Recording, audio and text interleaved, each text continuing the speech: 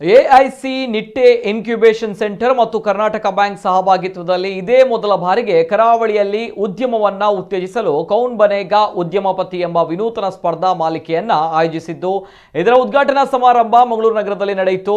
ರಾಜ್ಯ ಬೃಹತ್ ಮತ್ತು ಮಾಧ್ಯಮ ಕೈಗಾರಿಕಾ ಸಚಿವರಾದ ಮುರುಗೇಶ್ ನಿರಾಣಿ ವರ್ಚುವಲ್ ಮೀಟ್ ಮೂಲಕ ಕಾರ್ಯಕ್ರಮಕ್ಕೆ ಚಾಲನೆ ನೀಡಿದರು. ಬಳಿಕ ಮಾತನಾಡಿದ ಅವರು, ಪ್ರಸ್ತುತ ಸರ್ಕಾರ ಮಾಡಬೇಕಾಗಿರುವ ಇಂತಹ ಸಮ್ಮೇಳನಗಳನ್ನ ನೀವು ಮಾಡ್ತಾ ಇರೋದು ತುಂಬಾ ಅಭಿಮಾನದ ಸಂಗತಿ ಎಂದರು.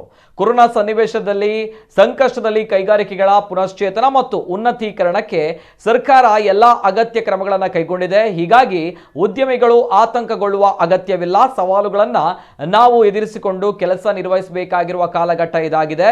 ಕೊರೋನಾದ ಸಂದರ್ಭದಲ್ಲೂ ಕೈಗಾರಿಕೆಗಳ ಪ್ರಗತಿ ವಿಚಾರ ಗಮನದಲ್ಲಿಟ್ಟುಕೊಂಡು ಕೆಲಸ ಮಾಡೋಣ.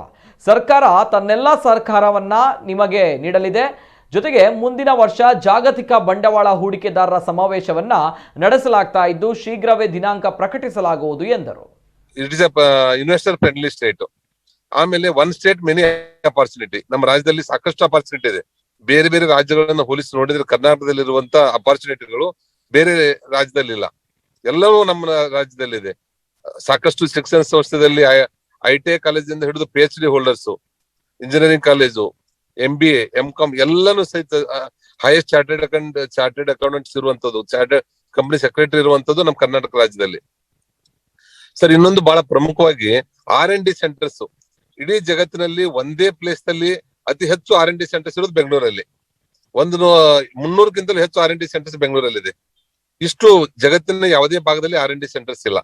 ಇವನ್ನೆಲ್ಲಾನು ಸದುಪಯೋಗ ಮಾಡ್ಕೊಂಡ್ರೆ ನಾವು ಅತಿ ಹೆಚ್ಚು ಬೆಳಿಲಿಕ್ಕೆ ಸಾಧ್ಯ ಇದೆ. ಮತ್ತೆ ಅತಿ ಹೆಚ್ಚು ಎಕ್ಸ್ಪೋರ್ಟ್ ಮಾಡುವಂತ ರಾಜ್ಯನೂ ಸಹಿತ ಕರ್ನಾಟಕ ಇದೆ ಸರ್. IT ಬಿಟ್ಟದಲ್ಲಿ ಅತಿ ಹೆಚ್ಚು ನಾವು ಎಕ್ಸ್ಪೋರ್ಟ್ ಮಾಡುವಂತದ್ದು ಇದೆ. ಆಮೇಲೆ ಜೆಮ್ಸ್ ಅಂಡ್ ಜ್ಯುವೆಲರಿ ನಾವು ಹೈಯೆಸ್ಟ್ ಎಕ್ಸ್ಪೋರ್ಟ್ ಮಾಡ್ತಾ ಇದ್ದೀವಿ. ಈ ರೀತಿ ಬೇರೆ ಬೇರೆ ನೋಡಿದ್ರೆ ನಾವು ನಮ್ಮ ಕರ್ನಾಟಕ ರಾಜ್ಯ ಟಾಪ್ 3ದಲ್ಲಿ ಇಂಡಸ್ಟ್ರಿಯಲ್ ಪ್ರೊಡಕ್ಷನ್ ದಲ್ಲಿ ಮತ್ತು GDP ಇನ್ಕ್ರೀಸ್ ಮಾಡುವಂತದ್ರಲ್ಲಿ ನಮ್ ಕರ್ನಾಟಕ ಬಹಳ ಪ್ರಮುಖ ಸ್ಥಾನವನ್ನು ವಹಿಸ್ತಾ ಇದೆ. ಒಟ್ಟಾರೆ ನಾವು ಮತ್ತೆ ಈ ಕರ್ನಾಟಕ ರಾಜ್ಯದಲ್ಲಿ ಇನ್ವೆಸ್ಟ್ ಕರ್ನಾಟಕ ಮೊದಲು ನಾವು 2010 ಮತ್ತು 2012ರಲ್ಲಿ ಗ್ಲೋಬಲ್ ಇನ್ವೆಸ್ಟರ್ಸ್ ಮೀಟ್ ಅಂತ ಹೇಳಿ ಮಾಡಿದ್ವಿ. It was grand success sir. ಆ ಟೈಮ್ದಲ್ಲಿ 11.8 ಲಕ್ಷ ಕೋಟಿ MOUಗಳಿಗೆ ನಾವು ಸೈನ್ ಮಾಡಿದ್ದೇವೆ. ಅದರಲ್ಲಿ 27% ಕನ್ವರ್ಷನ್ ಆಗಿದೆ.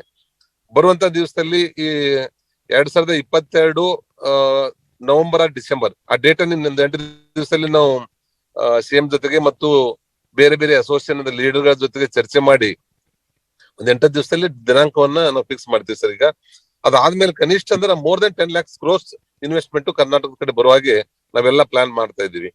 ಇನ್ನು ಸಮಾರಂಭದಲ್ಲಿ ದೀಪ ಬೆಳಗಿಸಿ ಮಾತನಾಡಿದ ಕರ್ನಾಟಕ ಬ್ಯಾಂಕ್ನ ಆಡಳಿತ ನಿರ್ದೇಶಕ ಹಾಗೂ CEO ಮಹಾಬಲೇಶ್ವರ MS ಮಾತನಾಡಿ, 10 ಉದ್ಯಮಗಳು ಆರಂಭಗೊಂಡ್ರೆ ಅದರಲ್ಲಿ 2 ಯಶಸ್ಸು ಕಾಣುತ್ತದೆ.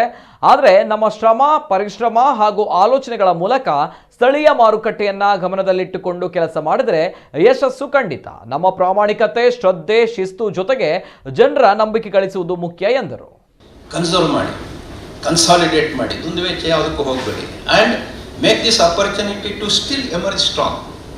ಹೇಗಾಯಿತು ಅಂದರೆ, ಹೋದ ವರ್ಷ ಒಂದು ಕೊನೆಯ ಉದಾಹರಣೆ, ಅದರಲ್ಲಿ 431 ಕೋಟಿ ರೂಪಾಯಿ 1920 ಮಾರ್ಚಿಗೆ ಗಳಿಸಿದಂಥ ಲಾಭ, ಅದೇ ಮಾರ್ಚ್ 21ಕ್ಕೆ 482 ಕೋಟಿ ರೂಪಾಯಿ ಸಾರ್ವಕಾಲಿಕ.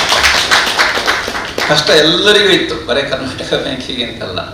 ಆದರೆ ಆ ಕಷ್ಟವನ್ನು ಹೇಗೆ, ಆ ಸವಾಲುಗಳನ್ನು ಹೇಗೆ ಅವಕಾಶಗಳನ್ನಾಗಿ ನಾವು ಪರಿವರ್ತಿಸಿಕೊಂಡು ಅಂತ, ಈ ಥರದ್ದು ಬಹುಶಃ MBA ಸ್ಟೂಡೆಂಟ್ಸಿಗೆಲ್ಲ ಬೆಸ್ಟ್ ಕೇಸ್ ಸ್ಟಡಿ ಆಗ್ಬೋದು ಇದು ಮುಂದೆ. ಯಾಕೆಂದರೆ ಇದನ್ನೆಲ್ಲ ಡಾಕ್ಯುಮೆಂಟ್ ಮಾಡಿ ಇಡಬೇಕಾಗ್ತದೆ. ನಮ್ಮ ಸುತ್ತಮುತ್ತಲೇ ಇದೇ ಪರಿಸರದಲ್ಲಿ ಬೆಳೆದಂಥ, ಇದೇ ಪರಿಸರದಲ್ಲಿ ಕಾರ್ಯನಿರ್ವಹಿಸ್ತಕ್ಕಂಥ ಒಂದು ಬ್ಯಾಂಕು ಇಂಥ ಪರಿಸ್ಥಿತಿಯನ್ನು ಹೇಗೆ ಸ್ವಾಭಾವಿಕವಾಗಿ ಎದುರಿಸ್ತು, ಸವಾಲುಗಳನ್ನು ಅವಕಾಶಗಳನ್ನಾಗಿ ಹೇಗೆ ಅದನ್ನು ಪರಿವರ್ತಿಸಿಕೊಂಡಿತ್ತು ಅನ್ನೋದಕ್ಕೆ ಒಂದು ಜೀವಂತ ಉದಾಹರಣೆ. ಇದನ್ನು ನೀವೆಲ್ಲರೂ ಸಹ ಮಾಡಿದ್ದೀರಿ. ಈಗ ಮುಖ್ಯವಾಗಿ ನಮ್ಮ ಮಾಧ್ಯಮ ಮಿತ್ರರನ್ನು ಕೇಳಿದಾಗ ಅವರದ್ದು ದಿನಕ್ಕೆ ಈ ಥರದ್ದು 10 ಕಥೆಗಳು, ಸಕ್ಸಸ್ ಸ್ಟೋರೀಸ್ ಇರುತ್ತೆ. ಇದೆಲ್ಲ ಸವಾಲುಗಳು ನಮ್ಮ ಎಲ್ಲ ಸ್ಟಾರ್ಟಪ್ ಮತ್ತು MSMEಗೆ ಅವಿಭಾಜ್ಯವಾಗಿ ಆರಂಭದಿಂದಲೂ ಸಹ ಬಂದಿರತಕ್ಕಂಥ ಸಮಸ್ಯೆಗಳು. ಇದನ್ನು ಅರ್ಥ ಮಾಡ್ಕೊಳ್ಳಿ. ಆ ಸಮಸ್ಯೆಗಳನ್ನು ಪರಿಹರಿಸ್ತಕ್ಕಂತಹ ಒಂದು ವಿಶೇಷವಾದಂಥ ಶಕ್ತಿ ನಿಮಗೆ ಬೇಕು. ಹಾಗಾಗಿ ಕನಸು ಕಾಣಬೇಕು. ಅವರು ಅದರಲ್ಲಿ ಹೇಳಿದ್ರು, ಯು ಶುಡ್ ಡ್ರೀಮ್ ಬಿಗ್. ಆ ದೊಡ್ಡ ಕನಸನ್ನು ಯಾವತ್ತೇ ನನಸು ಮಾಡಲಿಕ್ಕೆ ಅಂತ ಹೇಳಿ ಇವತ್ತು ಸಾಧ್ಯ ಇಲ್ಲ. Let it be A natural process. ಯಾರೋ ಒಬ್ಬ ದೊಡ್ಡ ಹೈನುಗಾರಿಕೆಯ ಅಂದರೆ ಡೈರಿ ಉದ್ದಿಮೆಯನ್ನು ಮಾಡ್ತಾನೆ ಅಂತ ಹೇಳಿ ನಾಳೆನೇ 500 ಹಸುಗಳನ್ನು ಕಟ್ತೀವಿ, ನನಗೆ ಪ್ರಾಜೆಕ್ಟ್ ಲೋನ್ ಕೊಡಿ ಅಂತ ಹೇಳಿದ್ರೆ ನಾವು ಫಸ್ಟಿಗೆ ಕೇಳ್ತೀನಿ ಇದರಲ್ಲಿ ಏನು ಅನುಭವ ಉಂಟು ಅಂತ ಹೇಳಿ. ಆ ಅನುಭವದ ಆಧಾರದ ಮೇಲೆ ನೀವು ನಿಮ್ಮ ಒಂದು ಉದ್ಯಮವನ್ನು ಬೆಳೆಸ್ಕೊಂಡು ಹೋಗಬೇಕು. ಅದಕ್ಕೆ ಬೇಕಾದಂತಹ ಎಲ್ಲ ಅನುಭವಗಳನ್ನು ನಾವು ಬೆಳೆಸ್ತಾ ಅದನ್ನು ಬೆಳೆಸ್ಕೊಂಡು ಹೋಗ್ಬೋದು. ಬ್ಯಾಂಕಿಂಗ್ ಕೂಡ ಈ ಒಂದು ನಿಮ್ಮ ಕನಸನ್ನು ನನಸಾಗಿಸುವಲ್ಲಿ ಒಂದು ದೊಡ್ಡ ಪಾತ್ರವನ್ನು ವಹಿಸುತ್ತೆ.